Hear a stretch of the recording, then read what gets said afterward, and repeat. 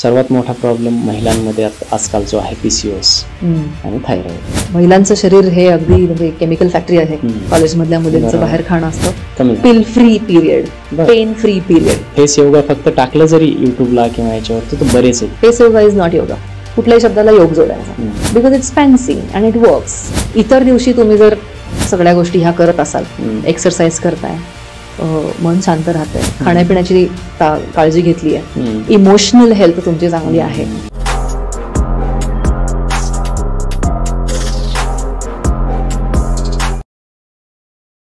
सर्वात मोठा प्रॉब्लेम महिलांमध्ये आजकाल जो आहे PCOS आणि थायरॉइड.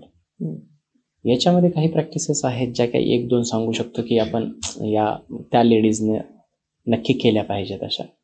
एकतर झोपेची काळजी घेतली पाहिजे सगळ्या, ऍक्च्युली सगळ्यांनीच, महिला पुरुष सगळ्यांनीच. पण महिलांचं शरीर हे अगदी म्हणजे केमिकल फॅक्टरी आहे. Hormones play a big role in our system. त्यामुळे हॉर्मोनचा बॅलन्स टिकवण्यासाठी झोप ही अत्यंत महत्वाची आहे. आपला तुम्ही डॉक्टर आहात त्यामुळे तुम्हाला माहिती आहे की सगळं हायपोथॅलॅमिक रिदम हा सगळा डिस्टर्ब होऊन जातो, आणि ते न होण्यासाठी सगळ्यात पहिले तर झोप. दुसरं खाणं पिणं, कारण बऱ्याच वेळेला ज्या टीन्समध्ये PCOD ज्यांना सुरू होतो त्यावेळेला हमखास खाणं पिणं गडबडलेलं असतं. जंक फूड तरी असतं, कॉलेजमधल्या मुलींचं बाहेर खाणं असतं, आणि झोप पूर्ण डिस्टर्ब असते. खूप लेट 2, 3, 3:30ला झोपतात मुली. तर त्यांनी कुठेतरी हा इम्बॅलन्स सुरू होतो आणि मग तो मेन्स्ट्रुएशनवरती इम्पॅक्ट करतो. दुसरं म्हणजे व्यायाम होत नाही काही त्यांच्याकडून. त्यामुळे एक्सरसाइज, वेळेत झोप, खाण्यापिण्याची हे घरचं जेवण व्हायला पाहिजे. आणि ऑफकोर्स माइंडफुलनेससाठी रोज प्राणायाम. त्यामुळे तुमच्या योगा प्रॅक्टिसमध्ये हे होईल. व्यायामाचा एक भाग म्हणून तुम्ही प्राणायाम डेफिनेटली केलाच पाहिजे. 100%. वेगवेगळी आसनं, थोडंसं सर्क्युलेशन वाढलं पाहिजे, ॲब्डॉमिनल सर्क्युलेशन वाढलं पाहिजे थोडंसं. सो योगाच्या ह्यानी सुद्धा कितीतरी आमच्या मेंबर्सचे पिरियड्स नॉर्मलाइज झालेत, पेन फ्री पिरियड झालेले आहेत. जे दर महिन्याला 2-2, 3-3, 4-4 गोळ्या घेत होत्या, त्या पूर्ण pill free period, pain free period झालेला. आणि it is possible to all the girls out there. Great. काय होतं, कुठलीही गोष्ट आपल्याला करायची म्हटलं, आपण जिम जॉईन करतो किंवा योगा क्लासेस वगैरे जॉईन करतो, कुठे झुंबा वगैरे लावतो, प्रत्येकाला काय पाहिजे? एक तर मेंटल स्टेबिलिटी प्रत्येकाला पाहिजे, दुसरं फिजिकल फिटनेस पाहिजे, आणि तिसरं ब्युटी पाहिजे.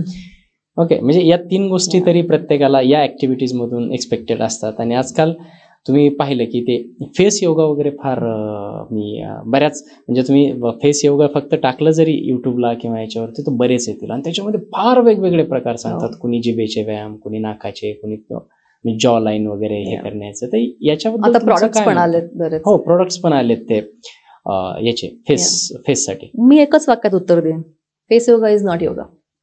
अच्छा, फेस योगा कुठे लिहिलंय? कुठे लिहिलंय? ओके. आजकाल काय झालंय, कुठल्याही शब्दाला योगा शब्द लावला ना की ते विकलं जातं, किंवा ते ऑथेंटिक वाटतं, भारी वाटतं, केलं पाहिजे असं वाटतं. त्याच्या ऍप्लिकेशनवर माझं काही आक्षेप नाही किंवा काही म्हणणं नाहीये. करा ना योगा या कॅटेगरी, पण त्याला योगा नका म्हणू, त्याला फेशियल एक्सरसाइजेस म्हणा. बरोबर. फेशियल मसल्सचं टोनिंग म्हणा, फार तर फार जे काय म्हणायचं ते म्हणा, पण त्याला योग नका म्हणू. It is not yoga. आणि हे पुन्हा पुन्हा पुन्हा लोकांना सांगितलं पाहिजे की हे अशा नसत्या भानगडीत न पडता तुम्ही करा, तुम्हाला ब्युटीसाठी तुम्हाला जे काय करायचं ते करा, बट कुठल्याही शब्दाला योग जोडलं, आणि हे बाहेर तर आणखी जास्त प्रमाणात चाललंय, कुठल्याही शब्दाला योग जोडायचा, because it's fancy and it works. आणि असं वाटतं की हा काहीतरी छान आहे, हे ऑथेंटिक आहे. ऑथेंटिक नाही आहे, हे फक्त फेस एक्सरसाइज आहे. Facial exercises for toning of the muscles. Let's call it what it is. It is not योग. त्याला योगाशी जोडू नका. नाही. ओके. दुसरं म्हणजे आता काही मिथ्स आहेत योगाला घेऊन, की प्रेग्नंट लेडीजमध्ये योग कुठल्या महिन्यामध्ये करायला पाहिजे, कसा करायला पाहिजे, हे फार कन्फ्युजन असतं, की म्हणजे मसल स्ट्रेच होतील किंवा बाळाला काही हार्म होऊ शकतो. याच्याबद्दल तुमचं काय? सगळ्यात पहिले तर जर तुम्ही प्रेग्नंट कन्सीव्ह होण्याआधी जर तुमची ऍक्टिव्ह लाईफस्टाईल जर असेल, की तुम्ही एक्सरसाइज करताय, कुठल्याही प्रकारचा एक्सरसाइज करताय, योग करताय, स्पोर्ट खेळत आहात, जे काय, सो बेसिकली फिजिकली ऍक्टिव्ह असं तुमचं लाईफस्टाईल जर असेल बिफोर यू कन्सीव्ह, तर तुम्ही ड्युरिंग प्रेग्नन्सी ऑफकोर्स मार्गदर्शनाखालीच केलं पाहिजे, आपलं नाही. साधारण 4थ्या महिन्यापासून तुम्ही करू शकता, प्रीनेटल करू शकता. पहिले 3 महिने शक्यतो जेंटल वॉक वगैरे असू देत ते. आणि त्याची मेडिकल कारणं तुम्हाला माहितीच आहेत. तर 4थ्या महिन्यापासून साधारण ते प्रीनेटल करू शकतात. बट अगेन अशा टीचर्सकडून शिका ज्यांनी त्याच्यामधलं शिक्षण घेतलेलं आहे. कारण तुम्हीच जबाबदार आहात तुमच्या हेल्थसाठी आणि तुमच्या बाळासाठी. त्यामुळे ते अत्यंत शांतपणे त्या काळात करण्याची हे आहे. बऱ्याच प्रॅक्टिसेस मॉडिफाय करायला लागतात, सगळ्या प्रॅक्टिसेस नाही करू शकत त्या काळामध्ये. तर ते जाणकार व्यक्तीकडूनच शिकून करा. साधारण 4थ्या महिन्यापासून पुढे करू शकतो, डिपेंडिंग ऑन तुमची काय कंडिशन आहे, कितपत करू शकताय त्याच्यावरती. आणि during the menstrual cycle, during menstruation मी शक्यतो अगेन इट डिपेंड्स. म्हणजे जर कोणाला खूप त्रासच होत असेल त्या काळामध्ये तर just rest I would say. पण तुमचे त्या पिरियड्सच्या काळामध्ये तुम्हाला त्रास कमी व्हावा यासाठी इतर 24 दिवस किंवा इतर 25 दिवस तुम्ही काय करताय, दॅट विल डिसाईड की तुम्हाला ते 4 दिवस तुमचे कसे जातात.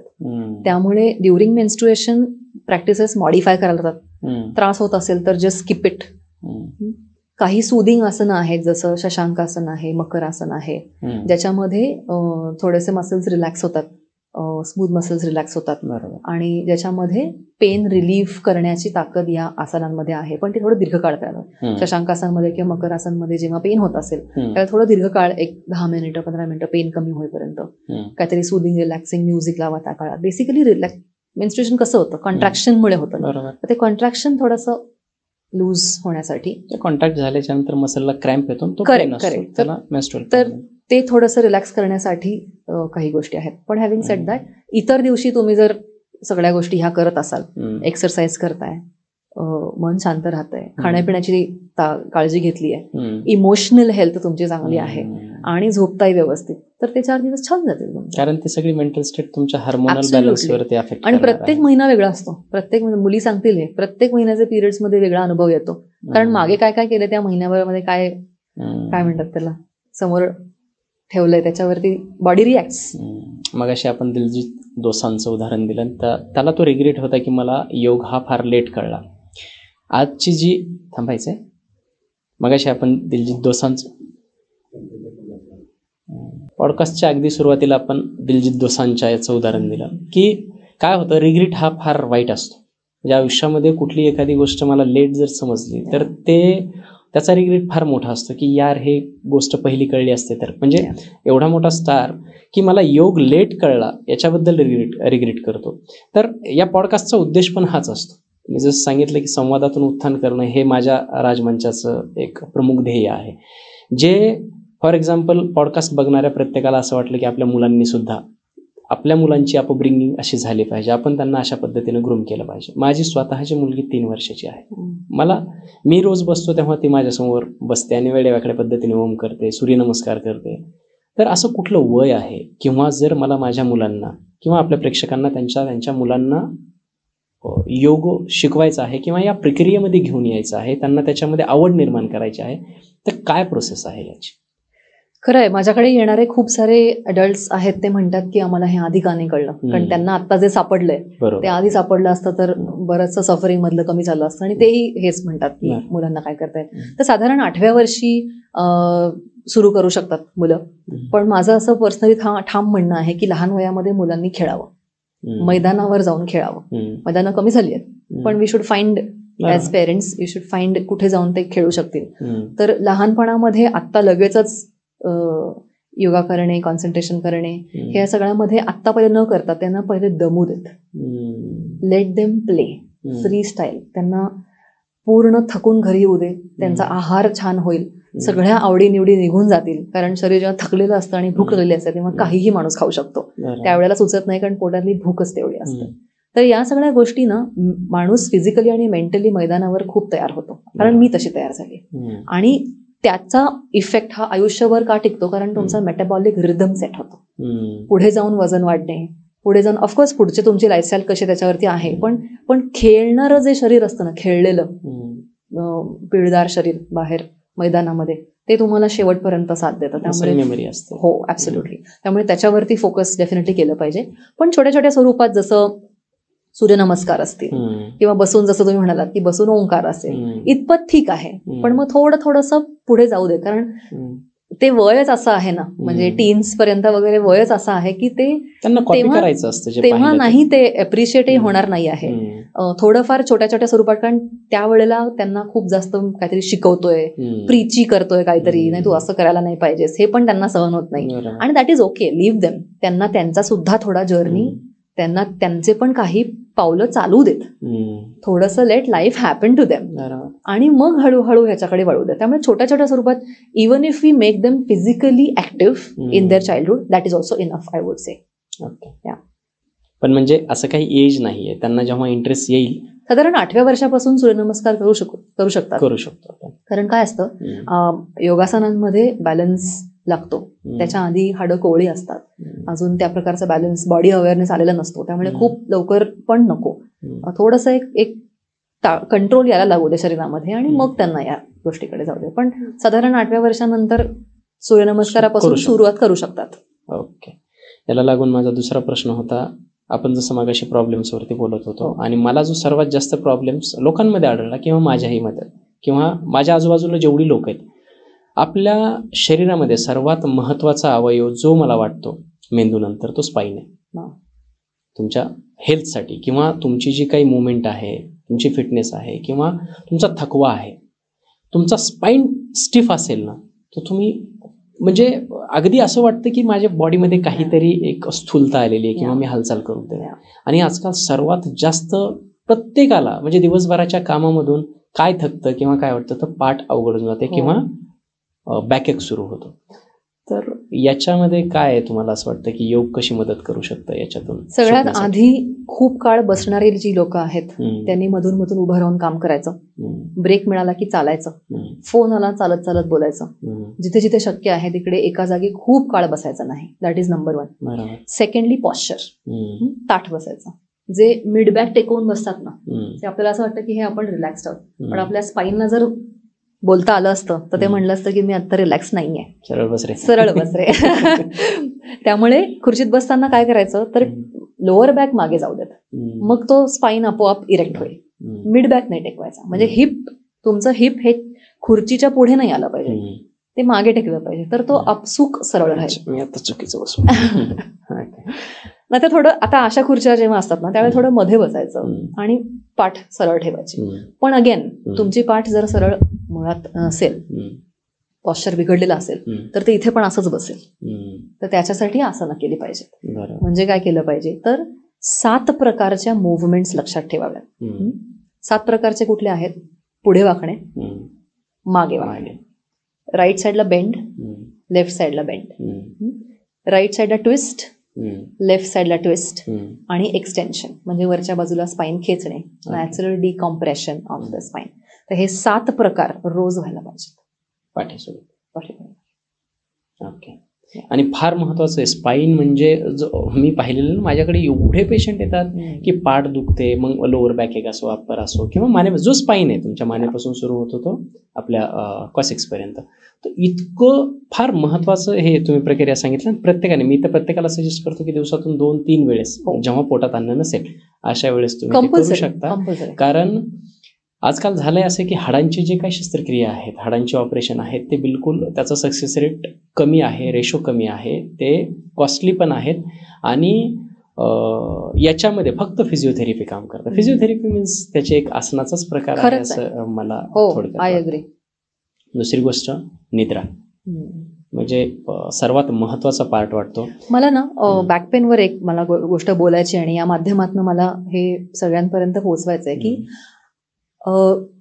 म्हणजे वजन आणि बॅक पेन या 2 गोष्टींमध्ये मी हे कायम बघते माझ्याकडे येणाऱ्या लोकांकडे, की त्यांना असं वाटतं की पाठ आपली दुखूच नाही कधी, नो मॅटर मी कशी जगेन किंवा जगतोय, पाठ दुखली नाही पाहिजे आणि वजन वाढलं नाही पाहिजे. आता तुम्ही जर त्याच्यासाठी काहीच केलं नाही तर ते का तसं राहील? म्हणजे मी आधी इतकी बारीक होते, तुझ्या एवढी बारीक होते, आता ते वाढलंय, पण मग त्याच्यासाठी आपण काही केलं का? ते मेंटेन करण्यासाठी आपण काही वाढण्यासाठी खूप काही केलं. त्यामुळे आपोआप हे जे आहे ना की मी अशी आहे म्हणजे आयुष्यभर अशीच राहीन, किंवा असं आहे मग हे असं कंटिन्यू झालं पाहिजे. म्हणजे 10 वर्षापूर्वी माझी पाठ दुखत नव्हती, पण मग आता मला थोडा वेळ उभं राहिलं किंवा बसलं तरी असह्य होतं, कारण त्याचं तुम्ही देणंच दिलेलं नाहीये काही. तुम्ही त्याचा सपलनेस राहावा, स्पाईन आणि पॅरास्पाइनल मसल्सचा सपलनेस राहावा, ते पेनलेस राहावं, याच्यासाठी तुम्ही काही केलं नाही. मी तर माझ्या पेशंटला हेच सांगतो की तुम्ही फक्त पुढेच वाकलायत, मागे वाकलायत कधी? एक तो स्टडी आहे ना, म्हणजे ते प्रत्येक पोझिशन मध्ये डिस्कचं प्रेशर काउंट केलं होतं. ते गुगलमध्ये मिळून जाईल इंटरनेटवरती, की स्टँडिंग, सिटिंग, लाईंग डाऊन, काहीतरी उचलणे, या अशा 4-5 पद्धतीच्या पोझिशन्स मध्ये डिस्क, इंटरव्हर्टिब्रल डिस्कचं प्रेशर किती आहे ते मोजलं होतं. त्याच्यामध्ये सर्वात जास्त pressure was in sitting position on the disc. म्हणून हे 6 प्रकारचे. पण अगेन सगळ्यात पहिले मेडिकलीच जर बोलायचं असेल तर बॅक पेनचं पहिले कारण शोधलं पाहिजे. जर स्लिप डिस्क असेल, त्यामुळे सायटिका होत असेल तर फॉरवर्ड बेंड करून नाही चालणार आहे. तर पहिले इन्व्हेस्टिगेट करा की हे स्टिफनेसमुळे आलेलं जर पेन असेल, पॉश्चर बॅडमुळे आलेलं पेन असेल, तर मग you have to do all asanas, absolutely all asana. एक प्रॉपर स्ट्रक्चर्ड क्लासच होऊन जाऊ देत तुमचा. जायचंच रोज, ते झाडाला पाणी घालतो, कारचं सर्व्हिसिंग करतो तसं जायचं. ते make it a part of your life. आणि याच्यात मला सुद्धा एक ऍड करावं असं वाटेल की मी जेव्हा एखाद्याला बॅकएक असेल आणि त्यांना एक्सरे करायला सांगतो, 80% लोकांमध्ये एक प्रॉब्लेम असतो, तो कर्वेचर कमी होतो त्यांचं. ज्याला आपण स्टिफनेस म्हणतो, किंवा जे यश शेप दिलेला आहे देवाने आपल्याला स्पाईनचा, तो स्पाईनचा यश शेप निघून जातो. म्हणजे आयदर तो सर्वायकल मध्ये असेल किंवा तो स्ट्रेट होतो. आणि आपल्याला जो कर्व दिलेला आहे तो शॉक ऍब्सॉर्बरचं काम करतो. आणि जेव्हा तो स्ट्रेट होतो तेव्हा तुम्ही थोडंही बसलात आणि त्याच्यावरती वेट आलं तर तो पेनफुल होतो. हा फार मोठा विषय. आणि आपण आता ज्याच्यावरती बोलणार होतो ते होते निद्रा, आणि खूप जास्त महत्वाचा विषय आहे डे टू डे लाईफमध्ये. त्याच्यासोबतच काय होतं की बऱ्याच जणांच्या याच्यामध्ये 2 मत आहेत.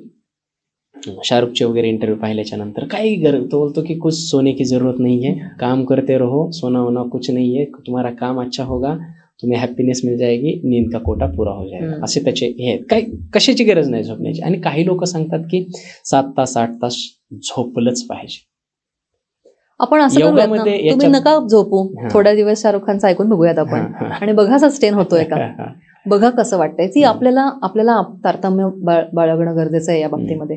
आपली सिस्टम आपल्याशी काय बोलते, मगाशी बोलत असं तुमचं शरीर तुमच्याशी काय बोलतंय, तुम्हाला तुमची बुद्धी तल्लख राहते का अख्खा दिवस, तुमची प्रोडक्टिव्हिटी कशी आहे, तुम्हाला ब्रेन फॉग होतोय का, डोळे जळजळत आहेत का, एनर्जी लो वाटते का दिवसभर, थकावट जाणवते का, ड्रेन फील होत आहे का स्फूर्ती, पॉझिटिव्हिटी, आनंद, looking forward to the day का हे आहे, डोळ्याखाली काळं आहे का, डोळ्यात चमक आहे का, ही उत्तर देतील तुम्ही कसं जगायचं. शाहरुख खान सारखं जगायचं का आपल्याला तज्ज्ञ सांगतात तसं जगाय. सो आणि आपलं आयुष्य वेगळं आहे. आपणच सगळं करतोय, आपल्याकडे नाही हातातोंडाशी स्टाफ. त्याच्यात 2 प्रश्न आहेत माझे. एक तर काय होतं, फक्त झोप महत्वाची नाहीये, ती कशी येते फार महत्वाचं.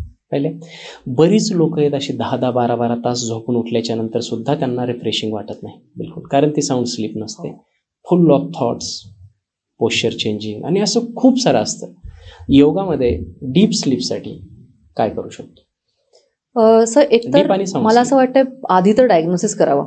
तुम्ही डॉक्टरशी बोलते म्हणल्यावरती तुमच्याच भाषेत बोलते की पहिले आपल्याला झोप डिस्टर्ब होण्याचं कारण काय ते थोडंसं इन्व्हेस्टिगेट करावं. बऱ्याच वेळेला असं होतं, आणि मी हे कायम बोलते की आपलं शरीर दिवसभर बसून असतं, फार ऍक्टिव्हिटी नसते आपल्या शरीराची, आणि मग ते रात्री बेडमध्ये अनकम्फर्टेबल असतं.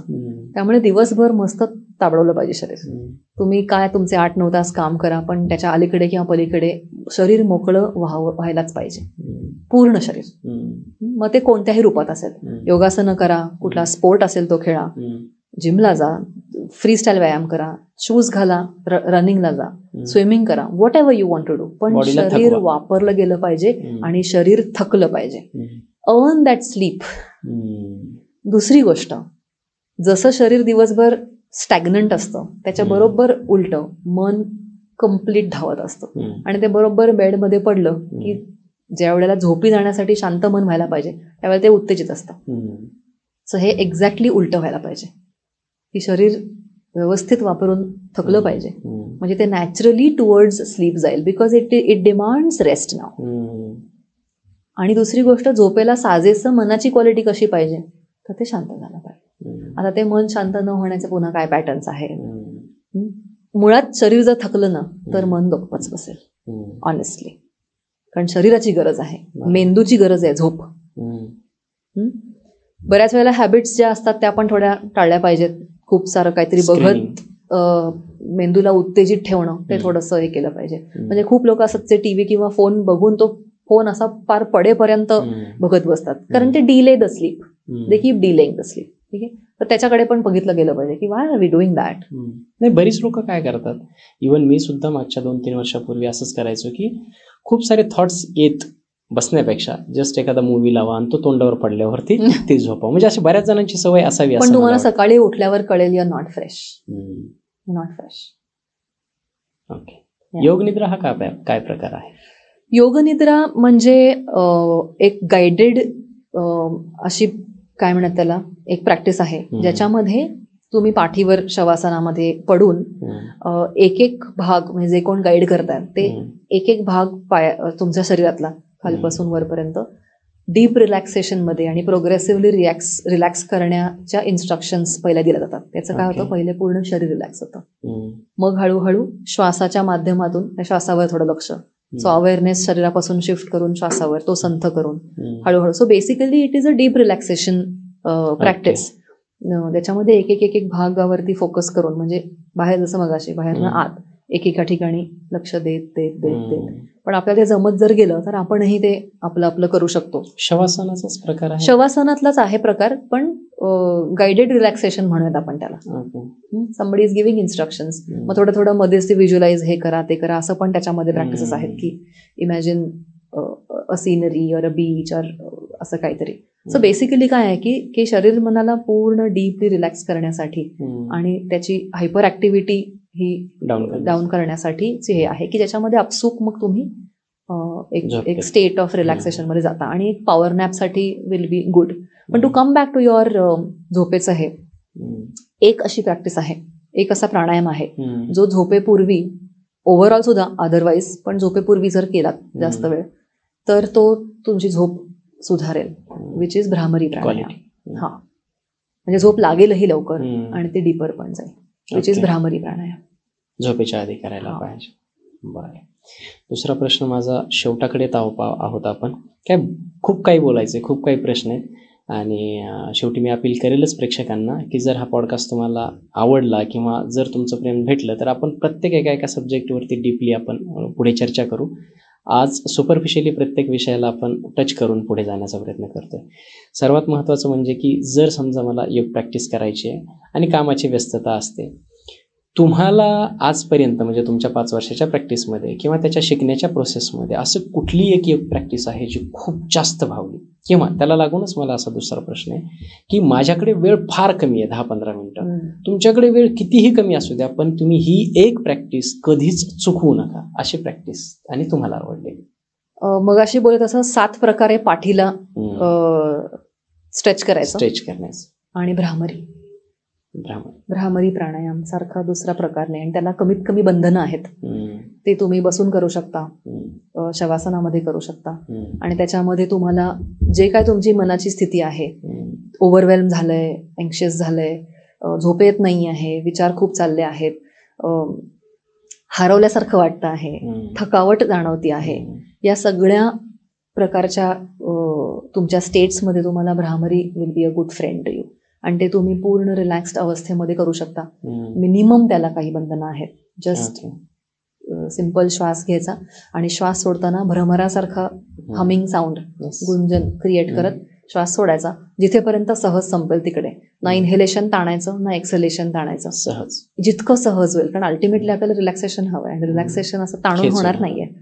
तर भ्रामरी प्राणायाम हा माझा अत्यंत प्रिय आहे आणि मला जे जे ओळखतात किंवा माझ्याकडे जे जे शिकतात त्या सगळ्यांना माहिती आहे की मी काही सगळं भ्रामरी करा असं सांगते. त्यामुळे पाठ मोकळी करणे आणि भ्रामरी करणे, आय थिंक या 2 गोष्टी प्रत्येकाने केल्याच पाहिजे. योग या प्रक्रियेबद्दल किंवा या शास्त्राबद्दल लोकांना अशी कुठली गोष्ट माहीतच नाही. तुम्ही हे खूप चुकीच्या पद्धतीने कन्सेप्शन केलेलं आहे. असं काय आहे की तुम्हाला वाटतं की योगाबद्दल ही गोष्ट लोकांना माहीतच नाही, अशी एखादी गोष्ट?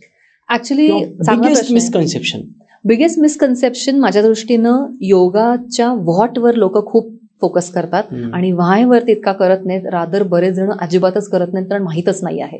दिस is I think the biggest problem I would say योगाचा, की आपण काय करायचं इतकंच आपला फोकस असतो. ही आसनं, हा प्राणायाम, असा श्वास घ्या, इथे बोट ठेवा, इथे हात ठेवा, या सगळ्या टेक्निक मध्येच माणसं अडकलेली आहेत. ती करायची आहेत पण तिथे थांबायचं नाही आहे. बिकॉज त्या व्हॉटच्या मागचा व्हाय हा इम्पॉर्टंट आहे. आणि ते व्हाय जर तुमचं सॉलिड असेल आणि समजलं असेल तर तुमचा तो व्हॉट तुम्हाला ऍक्च्युली तुम्हाला कळणारही नाही इतक्या पुढे तुम्हाला घेऊन जाऊ शकतो. तुमची इतकी प्रगती होऊ शकते. काय करायचं यापेक्षा का करायचं, का करतोय आपण, why are you doing what you are doing, हे जर आपल्याला सापडलं ना. आणि एक बिगेस्ट मिथ तुम्हाला असं वाटतं की काय आहे, म्हणजे हे लोकांना योग म्हणजे हे नाही, असं एखादं मिथ मोठं तुम्हाला असं वाटलं की नाही हे सर्वात मोठं मिथ आहे योगाला घेऊन? भौतिक आयुष्य हे योगाच्या कॉन्सेप्टच्या विपरीत आहे. बाह्य आयुष्य जगणं किंवा बाहेरच्या एन्जॉयमेंट्स. आता एन्जॉयमेंट आपण कशाला म्हणतोय तो वेगळा मुद्दा आहे टोटली. पण आपण ज्या पद्धतीचं आयुष्य जगतोय त्याच्यामध्ये कुठेतरी योग आपल्याला बंधनं घालेल आणि आपल्याला जे आवडते ते करू देणार नाही, किंवा असं म्हणेल की नाही हे केलं नाही पाहिजे. हे जरा एक्स्ट्रीम आहे असं मला वाटतं. म्हणजे योगामध्ये बंधनं खूप जास्त असते आणि आपण जर एकदा इकडे आलो तर आपण आपलं जे काही आनंदी किंवा सो कॉल्ड मन मारून जगावं लागेल. अगदी बरोबर. असं नाहीये. हा वृक्ष आपल्याला लॉंग फेस करून तोंड पाडून, कारण आपण अल्टिमेटली कशासाठी करतोय हे, स्वतःच्या कनेक्शन बरोबर साठी करतोय, अवेअरनेस जगण्यासाठी करतोय, आपली क्षमता वाढवण्यासाठी करतोय, शारीरिक, मानसिक, इमोशनल, इंटेलेक्च्युअल, सोशल आणि स्पिरिच्युअल, आणि आनंदासाठी करतोय, फुलफिलमेंटसाठी करतोय, to have a stronger purpose in life यासाठी करतोय. मग ह्याचा आणि काहीतरी असं सगळं असं जगण्याचा, चेहरा लांब करून जगण्याचं काहीच गरज नाही आहे. आनंदासाठी करण्याच्या गोष्टी ज्या आहेत, समाधानासाठी करण्याच्या ज्या गोष्टी आहेत, त्या तुम्हाला असं कुठेतरी सफर करून योग का करायला लावेल. आणि हे मिथ आहे फार मोठं. खूप छान. जसं मी मगाशी बोललो, माझ्या मनात खूप सारे प्रश्न आहेत आणि आणखीन असं वाटतं की प्रत्येक एका विषयावरती आपण 15-20 मिनिट, अर्धा तास, 1 तास बोलू शकतो. आणि त्यामध्ये तुमचं टेक्निकल नॉलेज, तुमचा अभ्यास हा फार दिसून येतोय. खूप सुंदर. देवयानी, मला तुमच्यासोबत खूप जास्त चर्चा करायची, परंतु आज आपल्याकडे वेळ नाही. मी प्रेक्षकांना सुद्धा विनंती करेन की हा पॉडकास्ट पाहिल्याच्या नंतर तुमच्या मनात जे काही प्रश्न येतील तुम्ही भरभरून आम्हाला कमेंट्स करा आणि सांगा की तुम्हाला या विषयी किंवा योगाच्या विषयी कुठल्या प्रक्रियेबद्दल अजून काय जाणून घ्यायचं आहे, त्या मी वाचू. मी पुन्हा देवयानी मॅडमला रिक्वेस्ट करेल पुन्हा या मंचावरती येण्याची आणि आपण प्रत्येक गोष्टीला, प्रत्येक एका अंगाला डीपली त्यावरती डिस्कस करण्याचा प्रयत्न करू. हे मी तुम्हाला आश्वासन देतो. देवयानी मॅम, कसं वाटलं तुम्हाला इथे? खूप छान वाटलं, खूप छान. आपण I hope to continue this conversation. नक्कीच. आणि पण आपल्याला वेळ समजून घेतला पाहिजे. ऑफ द कॅमेरा पण करू शकतो आपण. ओके, ठीक आहे. चलो, थँक्यू सो मच. असा होता आजचा पॉडकास्ट. तुम्हा सर्वांना हा पॉडकास्ट कसा वाटला ते नक्की सांगा. इथून पुढे तुम्हाला राजमंचावरती कुठले गेस्ट पाहायला आवडतील, त्यांच्याकडून कुठल्या विषयावरती तुम्हाला ऐकायला आवडेल ते तुम्ही कमेंट करा, मेसेज करा. आम्ही सगळ्या कमेंट्स वाचतो, मेसेज वाचतो आणि त्या पद्धतीने त्या गेस्टला या मंचावरती घेऊन येण्याचा पुरेपूर प्रयत्न करू. परंतु तोपर्यंत हा पॉडकास्ट तुम्हाला पाहायचा आहे संपूर्णपणे. मला नक्की खात्री आहे की या पॉडकास्टमधून तुम्हाला खूप काही मिळणार आहे. योग या विषयाचं एक नॉलेज तुम्हाला येईल. योग या विषयातल्या सगळ्या गोष्टी तुम्हाला कळतील असं मी कधीच म्हणणार नाही, कारण हा खूप मोठा आणि वास्ट विषय आहे. आणि दुसरी गोष्ट, देवयानी मॅमचं स्वतःचं योग ऊर्जा नावाचं एक चॅनल आहे. त्यांनी लिहिलेलं हे पुस्तक आहे लिव्ह लाईक अ योगी. त्यांनी जी आत्ता आपल्याला ही इम्पॉर्टंट माहिती शेअर केली त्याच्यापेक्षा खूप जास्त या पुस्तकामध्ये तुम्हाला वाचायला मिळेल. तुम्ही ही कॉपी ॲमेझॉनवरती उपलब्ध आहे. सर्वांनी मागा, वाचवा. वाचून पुन्हा आम्हाला सांगा किंवा देवयानी मॅमला सांगा. देवयानी मॅमचे ऑफलाईन, ऑनलाईन योगा क्लासेस असतात, तेही तुम्ही जॉईन करायचे असतील तर त्याच्या लिंक्स आणि त्याचे जे काही कॉन्टॅक्ट्स असतील ते आपण डिस्क्रिप्शनमध्ये देऊयात. तुम्हा सर्वांचं प्रेम आम्हावरती असंच राहू द्या आणि सर्वजण स्वस्थ राहा हीच कामना करतो. Thank you so much. थँक्यू. आहे.